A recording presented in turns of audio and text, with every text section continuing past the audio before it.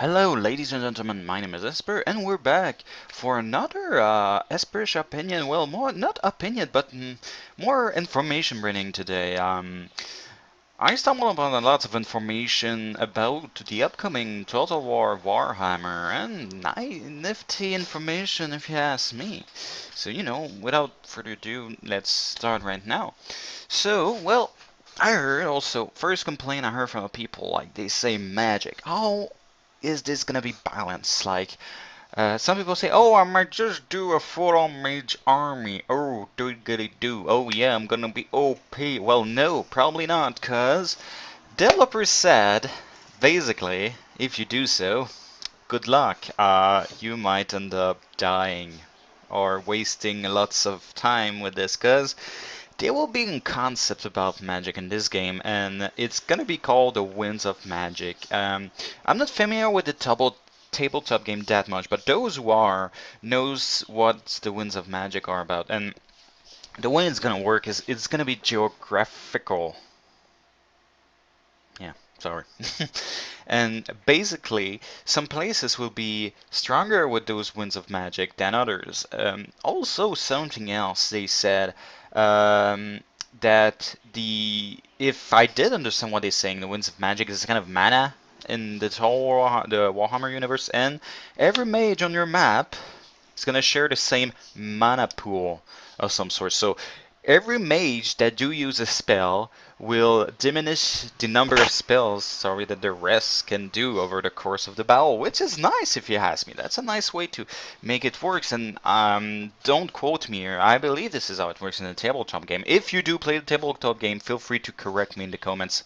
Also, something else. Also, you know, we saw that quite a lot until like since I think it's Empire. The one-on-one duel of the units, fighting each other. They're updating this combat system. I think they call it now asymmetric combat, which is a kind of a way to make it more dynamic. It's basically instead of having only pre-animated duel, it's more unit gets hit, unit reacts. I'm not too sure about what he means, so I won't stay that too long on this subject. But if I understood correctly, it's gonna make the combat a bit more fast, a bit more dynamic, a bit more maybe brutal, maybe. I don't know. There was not that many information about it I've been able to find. But now let's dive a bit more into the campaign aspect. Well, first of all, you can see right now on screen. This is asymmetric warfare. What this mean is that the rules. I'm having trouble, sorry, with the picture. I'm just gonna go and resize it for you people. There you go. Sorry about that. Okay. And basically, what this means, when you say asymmetric, it means it's not the same for everyone. The rules of one do not apply necessarily to the other. Like with that big ass giant. Now this is asymmetric. And they say the campaign map, it's gonna be as asymmetric for the factions mechanics as it is in battle right now with that ogre versus those poor halberdiers. So um, basically, what this means, for example, you have the humans. Well, they're gonna be, think the Romans a bit more as, in a sense, it will be lots about politics. You will be the Emperor called France, I believe, yes, and you will have to go and keep control of the lords, who are, so I believe I understood the lords can decide to say, you know, uh, put it where I think about, and see, yeah, I'm doing my own stuff on my own side. So that's imply that in the politics you have to keep control of your lords, you have to keep control of your province a bit more, how should I say, actively. So this is nice if you ask me. Now, I do know that in the lore, they seems to be the lords, I believe, from the empire seems to have some friction sometimes deciding that this part of land is theirs and the others, and sometimes a bit of clashing happens. Friendly, live, live weapon friendly dual, training battles, whatever. And the Empire has to go and keep control of stuff and say, no, stop it.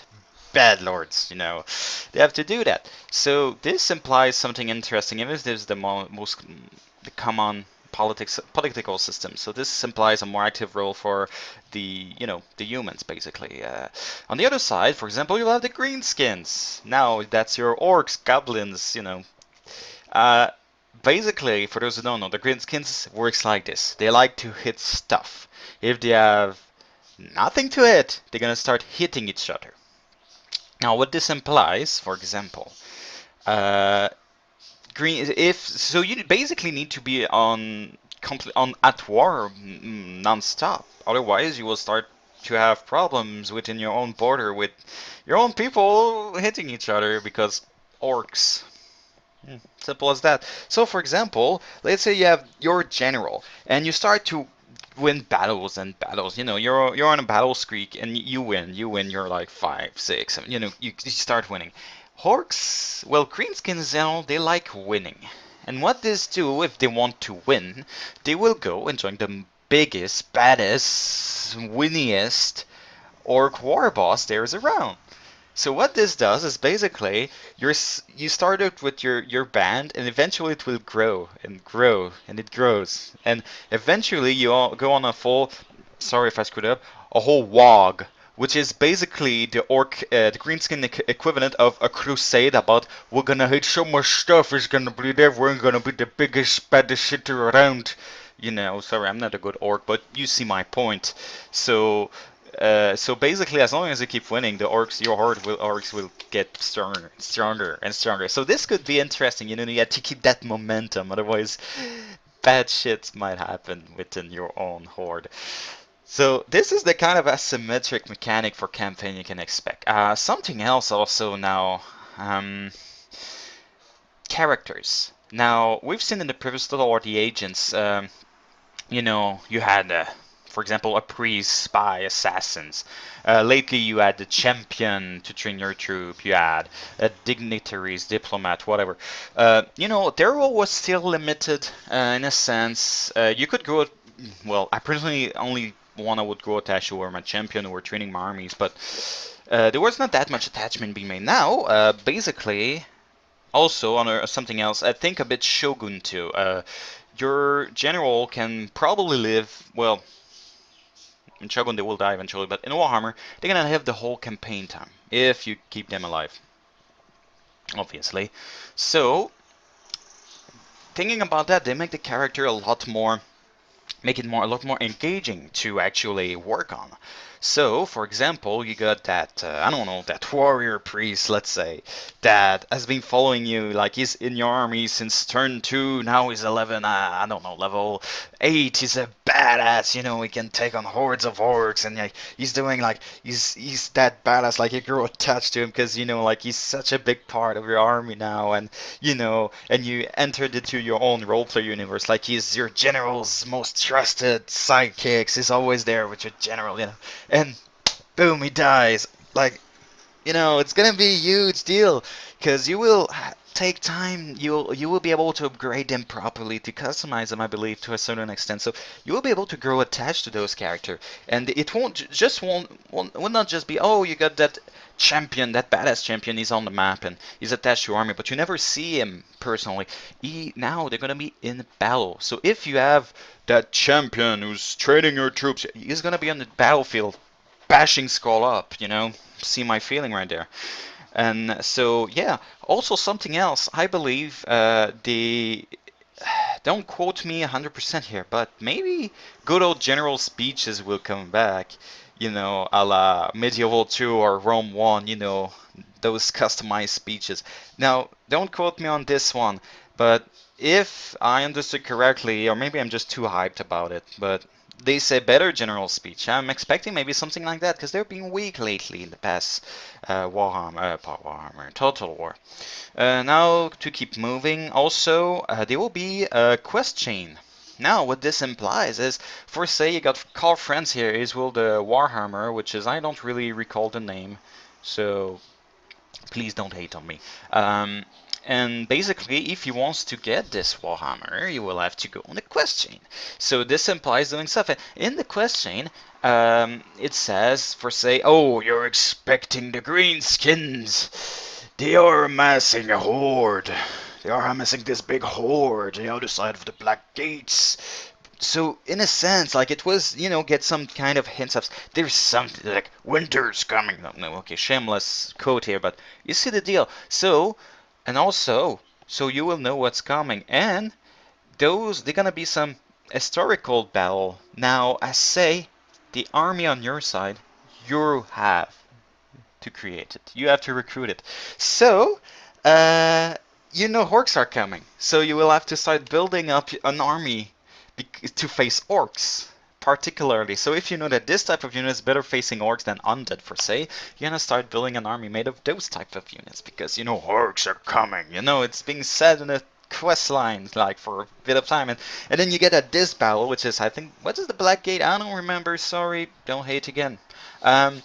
So basically this army would be the army you recruited yourself, that you trained, that you brought there to do that final battle and on this particular quest line, and you're gonna face preset armies, and they're probably gonna be challenging if you ask me. So this is something else that I find really, really, really nice. And lastly, I believe now we get to the end.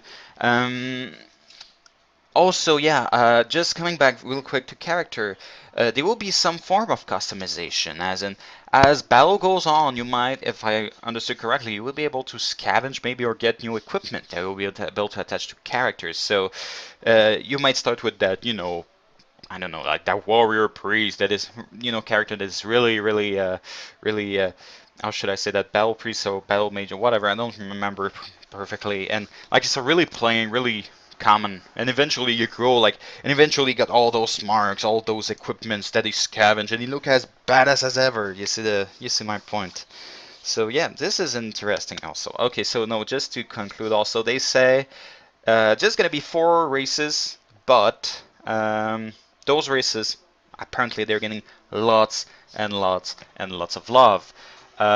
Because as you can see, just one of those faction, like just the Greenskin, for example, probably have more diversity in its own army that probably half of all the factions in Attila or whatever other Total Wars. You see what I mean? So they're getting. We have few races, but they're getting lots of love, lots of attention.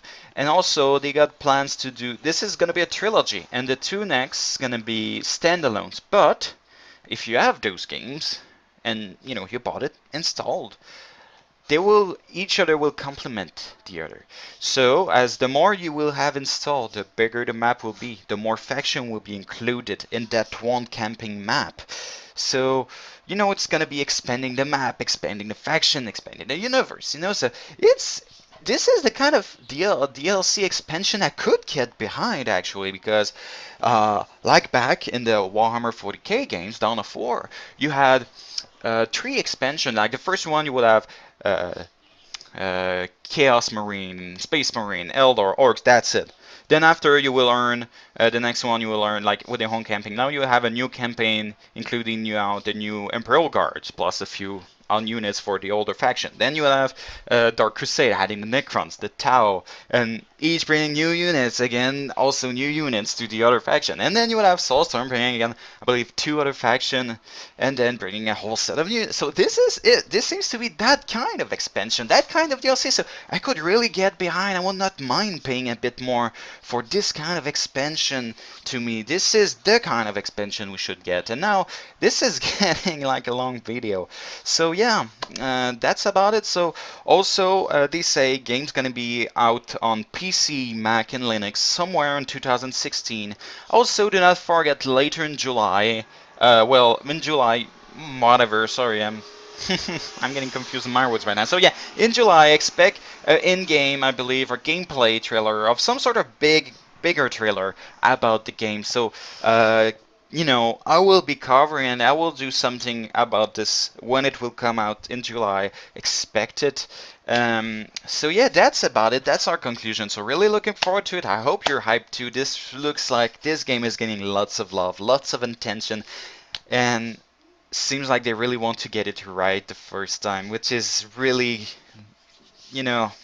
makes me happy. A game that got this much love. So again, now I need to stop now. This is getting way too long. So again, if you enjoyed the video, please drop a like, subscribe, and take part in the conversation. Go and drop a comment. So I'll be reading if you do so, and I will be answering. Don't be shy. So again, to conclude, so this was Esper wishing you a good day or good night, and see you next time. Also, almost forgot, all these great informations were brought by Angry Joe with his interview with the Creative Assembly's battle designer, Simon Mann. I hope I'm pronouncing this right. So again, thanks to Joe for bringing us all those great informations. I'm gonna link the original interview in the description so you can go and watch it yourself. So again, wishing you a good day or good night, and see you next time.